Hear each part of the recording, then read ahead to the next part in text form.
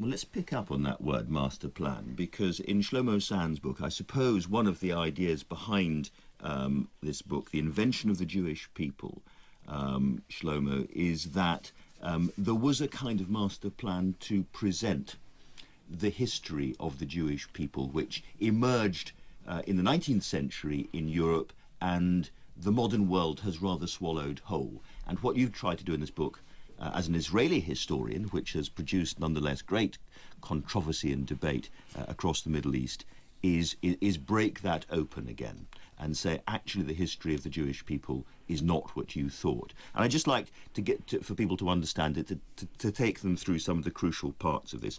First of all, that what we think of in this country as the Old Testament is very, very inaccurate when it comes to the great kingdoms of Solomon and David, when it comes to the exile from... the exode of the Jews. Absolutely. Most of the story of the Jews as presented in the Old Testament is fictitious, you think? Yeah. You see, the Bible is a religious, very, very important masterpiece of religion and belief in all this, but in the last 100 years, 150 years, Zionist historians transformed the book to be a historical book. You see, in Israel, for example, I started to study Bible, not in a secular school, from 7 years old. When I was 7 years old, till the end of the studies in the high school. Then the book of the Bible is a historical book in Israel. And you took it as, the truth of our past, the beginning of our nation, 4,000 years ago. My book started with this fact, but I want to say one thing important, that in the 19th century, it's not only the Jewish people that was invented, it's also the French people and the Italian people. And the Germans as well. And the Germans, especially the Germans, because in this context of the birth of the Zionist historiography, it was in German. Then it was... So everybody around Europe are trying to create national stories around the same time. And Jewish historians get in on the act. And you describe them in this book in some detail. And it's absolutely fascinating. I just want to read out a quote from one of them, Heinrich Gritz. And I don't know if I've said his name right, but Heinrich Gritz. It's okay. Who says, you cannot destroy a pure Caucasian race. This is a psychological fact, a law of nature. No punitive system, no physical torture can cause a superior race to be consumed or destroyed by an inferior one. Which sounds to our ears like some kind of Nazi propagandist, but this is actually a Jewish historian talking about the inferior race. There is the German race, isn't it? Yeah, you see, in the 19th century, a lot of historians used these terms race. It was so natural for them. You see, to build new nations, they have to invent it to the back, long histories of people. And the concept of people in Germany, in Poland, in Ukraine, was a concept of people race. I mean, with the same origin. And I think that Jewish history started to be constructed in the 19th century as the history of race people, or people race. I don't know how to say it in English. But crucial to that is the story of the exile or expulsion of the Jewish people by the Romans after the rebellion, and therefore the wandering tribes of Jews going around the Mediterranean and Europe. And I thought that was true. Everybody thought. I mean, me too. I remember starting the book. I wasn't sure about this. I remember going to the library and looking for books about the exile, the expel of Jewish by the Romans. I was sure, all my life, I believed that the Jewish, like everybody today, were expelled from Palestine in the first century of our area. And I didn't discover one book, research book about this subject. You can imagine, an event, a very, very important event in the history of Jew. There is not even one book about it. And you make the following points in your book. I'll go through them quickly. That the Romans did not exile or move entire communities. They didn't have the means to do it. It would be impractical, and they would remove leaderships from time to time, but no more than that. Secondly, when you look around the Jewish communities around the Mediterranean and elsewhere, first generation or so, they don't have Jewish names. They're not speaking Hebrew, and indeed they're not behaving as Jews had, which was they were farmers. These are not farming communities. and you conclude that in fact Judaism was a proselytizing religion. It was a very assertive, as indeed Islam and Christianity became. Yeah, I think it's the first proselyte monotheism that started to work 200 years before Jesus Christ, and it was very, very, famous as a proselyte religion till the 4th century after the beginning of. There's even an entire Jewish kingdom, the Khazar kingdom, isn't there? Before the Khazar, you see, you have 4 or 5 Jewish kingdoms in the world. I mean, it's in Yemen, for example. Yemen, you say, yeah? In Yemen, it was in the 5th century a Jewish kingdom. In the North Africa, also, we know about the barbarians that become Jew, with their power, and they were there before the Arabs arrived to North Africa. Now, my book, if the exile didn't happen, then 2 questions, very important questions, arise. What happened with the local population in Palestine if they were not exiled? Secondly, from where come so many Jews? Okay? Right. Then the first question, I was shocked to discover that the first Zionist, I can give you a few names, but I think that people knows the name of David Ben-Gurion. Yes. The founder of the Jewish state. He believed in the beginning of the 20th century that the local peasants are the real descendant of the old Hebrew. It was unbelievable. People it's not me. People who would describe themselves as Palestinian Arabs now, in your view, are the descendants of the original Jewish population. It's not so, it's so simple, because I don't believe that you are a direct descendant of the Saxon, for example. No. I think that right. everybody is mixed. In this area, a lot of conquerors passed.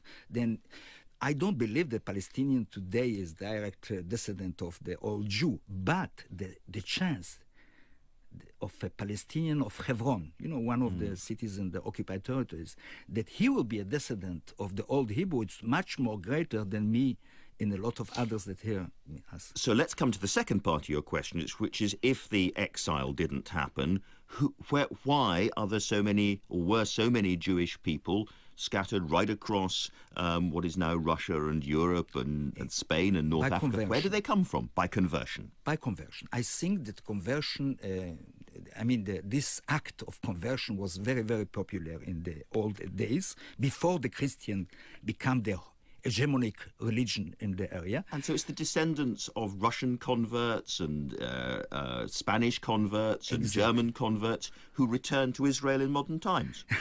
The question is if you can apply the verb return. If there wasn't exile, it's not exactly a return. Who go to Israel. Who go to Israel. Okay. A lot of descendants of Spanish, of Khazars, of Turk, of Russians, of Slavs in general. Yes, I think that we are a very rich society. And so if I can sum up the message of this book in a single sentence, it is that you want to disconnect the idea of the Jewish people as being a blood group, what used to be called a racial group, from the idea of the Jewish people as a community of believers in a particular faith. Yes, I think it's the latter that you say is much more accurate. Yeah, and I think it's very important to the future of the Israeli state, of the Israeli society, to start to understand that we are not a people race, that we are not an ethnos, or ethnic, if you want. Ethnic, yeah. Maybe it will help us to be much more open to our neighbors and live with them much better. And that is your political agenda, because it has caused an enormous row, this book, hasn't it? I mean, a lot of people, a lot of Jewish people are offended by it. A lot of Jewish historians say, you're not an expert in our part of Jewish history. You've made mistakes. You can't be trusted. Yeah, you have to know, we don't have in Israel a historical department. We don't have a department of history in the Israeli universities. We have Jewish historical departments and general historical departments. I think it's the only case that I know that there is a separation, a complete separation between departments in universities, between Jewish and other histories. And now I'm a teacher, I'm a professor in a general history department. Then they come to me and say, why you wrote a book about, about the Jew? It's our affair. It's not our job, not your job. All the people that are teaching in the Jewish historical department are Zionists. I'm not a Zionist. I don't define myself as anti-Zionist, but I'm not a Zionist, and I started to study and to look for other logic in the history of Jew in the world. So in some sense, would you say, therefore, that there's been a conspiracy to hide what you reveal No, in the not a book? conspiracy. We have to be careful. There is a lot of conspiracy in politics, much less in teaching, in education and history. I think it's a kind of ideological that, push people to believe they need it. From political and historical reasons, they need this myth. It was a lot of myth about the English people. You remove this myth and you change a great deal about the situation in the Middle East, ultimately, don't you? Yeah, I hope. You see, I don't believe that books are changing the world, but I'm sure that when the world starts to change, is looking for new books. Tony Marchant. Shlomo, you say that the ethnocentric myth-making of the Jewish state has become more pronounced since 1967. But it's interesting that, say, Saladin offers a contemporary political narrative to many disaffected Muslims. And I was wondering if that historical past, where that's being evoked, has made Israel even more minded to overstate its historical legitimacy. I just wondered what you felt. The legitimacy of... You see, Zionists are believing that if there is not historical right, there is not a legitimacy for the existence of the Israeli state. I never thought that there is historical rights to justify the existence of Israel. Because 2,000 years give you a right, 1,000 years is not giving, 2,000 years of exile is giving the Zionists a right, and 1,000 years of living there, of the Palestinians, is not a right.